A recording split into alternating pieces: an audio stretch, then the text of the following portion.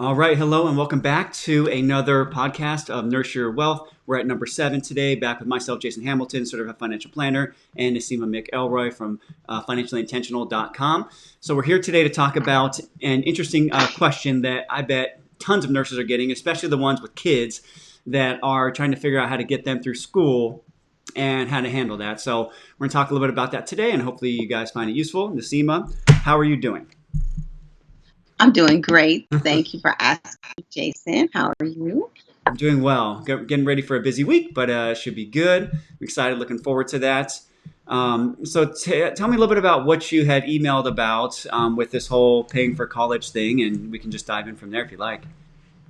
So I have one specific example, but this is something that I've heard multiple times. And one of my colleagues was asking me, or was actually just telling me that the only option she had for paying for her son's college expenses was to draw down from her 401k.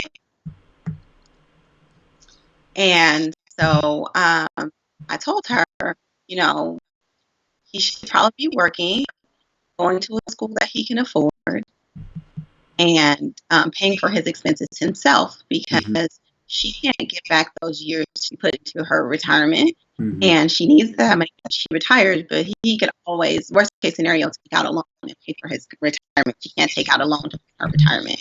But she said to me that I'm a unicorn and other people don't think like that. So I wanted to address that here because I think it's important to talk about. Okay. So there's a lot going on in this person's mindset, right? And it's probably pretty common,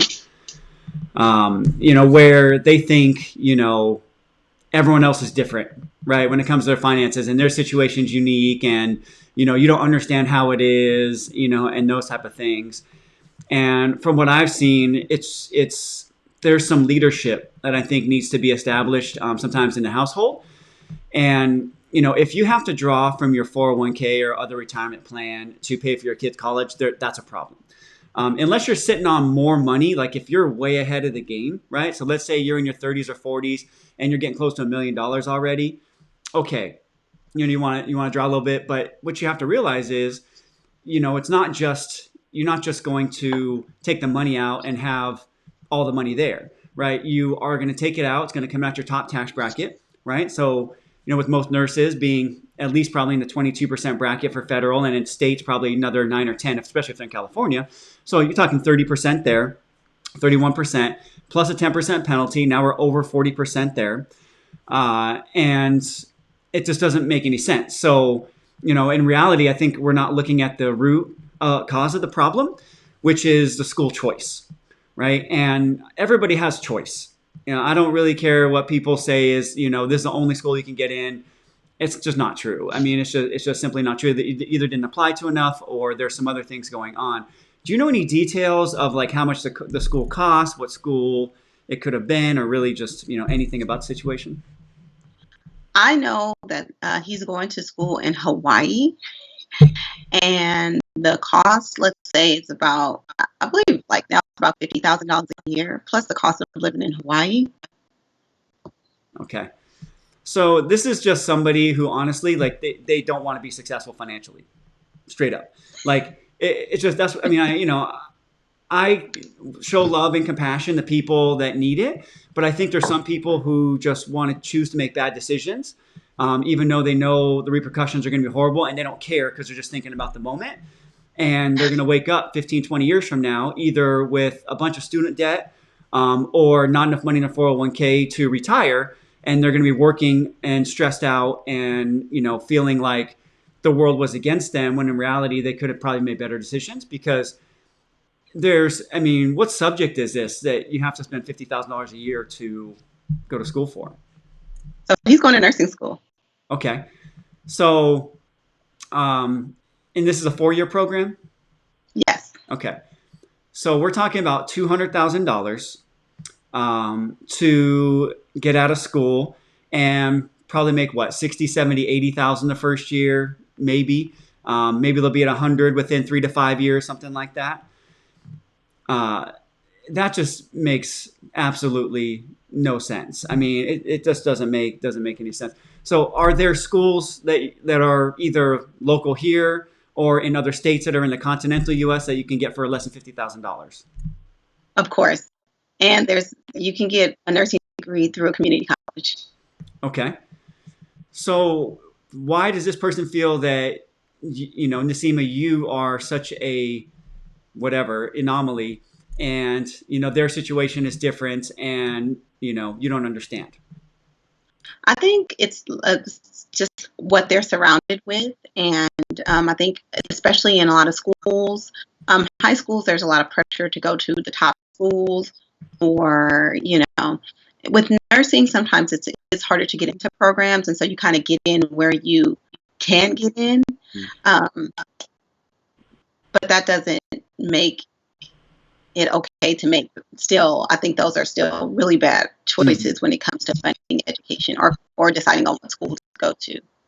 Like, Yeah. yeah, Do you know how much this person has in their 401k and how old they are? no, I don't know that. Okay. Not enough. Not enough though. That's what I do know. Okay. So let's talk about how we could help them. Okay. Because Yeah. we, pretty came off pretty brutal. Let's tell them it's a straight up bad decision, just what it is. My Sure. concern is it might be too far at this point, and then fall semester is coming, and they're not looking at any other options, and they're going to do this anyways. But let's talk to the people that are still thinking rationally, that are looking at options for their children right now, and feeling like, I may have to use my 401k so that my kid can go to school, right? So where would I start with that person? I think you mentioned a good point is, you can borrow for school, but you can't borrow for retirement, right? You can't turn 65 and say, hey, I need to take a loan to make sure that I make it until 95 or even longer these days. I mean, life expectancy is continuing to go up. And I think a lot of people, it's one of the biggest subjects I hear talking about in the retirement planning space is people are underestimating when they're going to pass away. We see a lot of people saying, well, I'm going to take Social Security at 62 because my friend died by 70, right? But maybe their parents are living to their 80s and 90s, but they lost one person and they saw one situation. So instead of making a good financial choice, they're making it based on fear, or really just inconsistent data. And this is kind of similar to what I'm seeing here is like, no, you don't have to take money out of your 401k to go to school. If you can't pay for the school, then that tells me you probably shouldn't be going there. Number one. And two, it's like, I understand some people may need to take a little bit of a loan, but a $50,000 a year school for an undergrad, it's just not reasonable if you can afford it.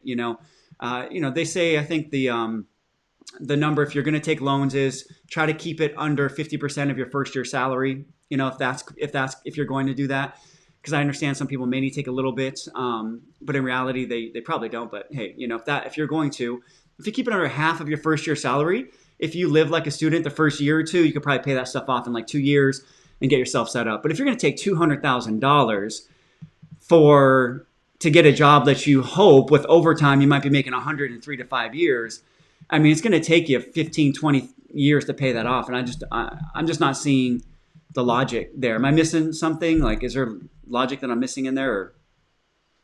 No. Yeah. So I struggle with that a little bit. So, being a nurse and knowing the options, where would you recommend that they go to school to start? And then how to get out of this situation and transition to something more positive for them? I always recommend people take the cheapest route when it comes to funding, or finding a program.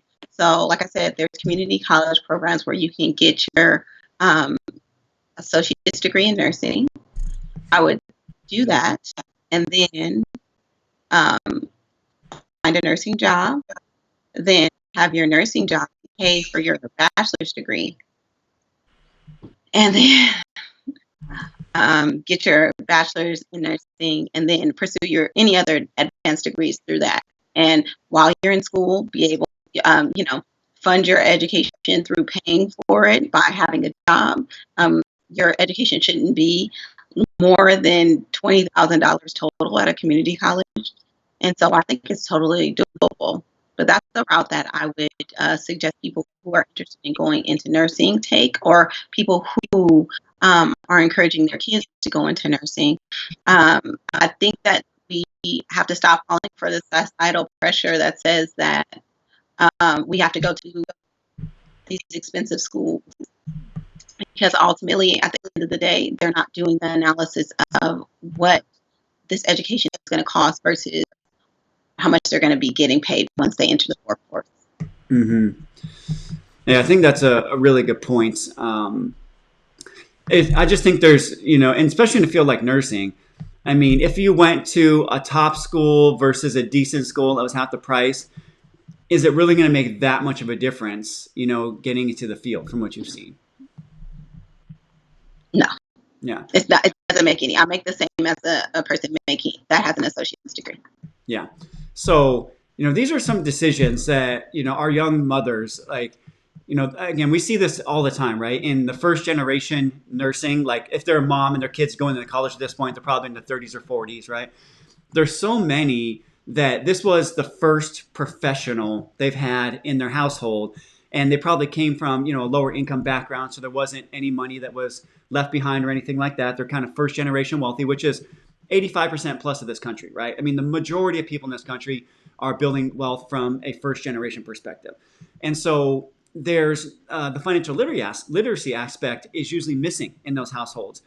And even if somebody did do well financially, typically by the third generation, that money's gone because, again, there's not a lot of financial literacy in a household. So I think that's what we really want to talk about today.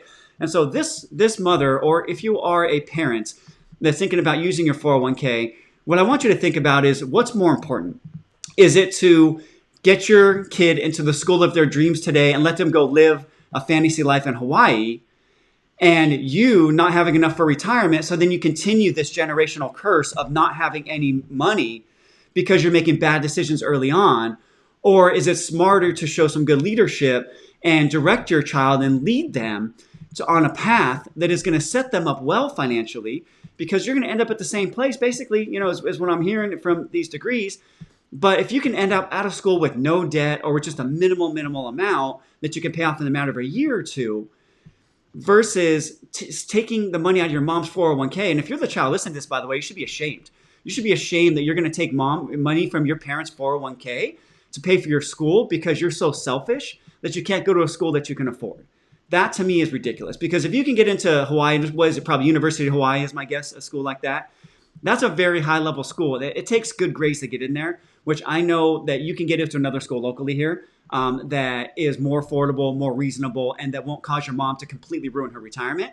So I'm going to call out the person who's accepting this money for their children's, for your education from your mom. And you're going to let your mom get to her retirement without enough money, have to worry, stress, and maybe potentially rely on you to take care of her in the future so that you can go live this dream life in Hawaii that you can't afford. That's where I'm at. I'm actually a little bit, my stomach is turning a little bit from this child being so selfish that they're going to make their mom take money out of their 401k because they don't want to go to school locally here. That's how I feel about it. Well, hopefully they're not doing it intentionally, but I think all too often as parents we set expectations that we're going to do these kids for our child, or I would do these things for our children, and that's what they just know. And so, maybe they're not intentionally being selfish, but as a parent, I feel like once you hear this, now you know better, so strive to do better. And I think a lot of people are just really in a position of trying to keep up with the Joneses and not really understanding financial literacy and what it really takes to build wealth. Mm-hmm. Yeah, I agree with that. And coming out of school in debt is probably one of the worst things you can do, right? I mean, our country, I think it's over 1.7, maybe 1.8 trillion dollars in just federal student loan debt. And that is just destroying this whole next generation. And I've not seen a case yet where it wasn't preventable, right? People are making bad choices in their schools. They're making bad choices in their majors, and they're not setting themselves up for success in the future. And then they want to blame the government, have the government come and forgive all their loans. And that's just not right, because there have been plenty of people that have paid off their loans, worked their butts off, sacrificed for years, if they did take loans, or work the whole time they're in school so they can graduate debt free, or go to school a little bit longer, taking fewer classes so they can work part time, during that time. Or like you said, work the first 2 years, get your associates, get into a hospital, then have them fund the next 2 years. People just aren't really being strategic, and to put your 401k on the line for that, I would say that's a horrible idea, and I would never recommend that. There's not one time where I would recommend that. So Nope. hopefully someone hears this and gets the point on this, and can understand that wealth building takes time. You have to make good decisions all throughout your life, and starting, if you started and you're saving and you built up some money in your 401k, the best thing you can do is leave it there so that you can get compound interest and let that money grow for you over time. The worst thing you can do is take it out, pay taxes, pay a penalty, and really only see just about a little bit over half of what you took out to pay for this school. And it just doesn't I can't find a time where that makes sense to me, really at all. So hopefully we got the point across, and someone will see this and make a good choice starting today, show some leadership, and lead their child to a place so that they can be successful financially in the long term and not end up in a bunch of student loan debt. I agree 100%. Anything else you want to add to that? No, I think that's great. Okay. So that's what we got for today. Quick, easy question. And we'll see you guys next week. And hopefully you enjoyed this. If you did enjoy this, leave us a comment. If you hated it, leave us a comment as well. Let us know what you thought. We're happy to get any sort of feedback. We want to try to help you out, help you make good decisions.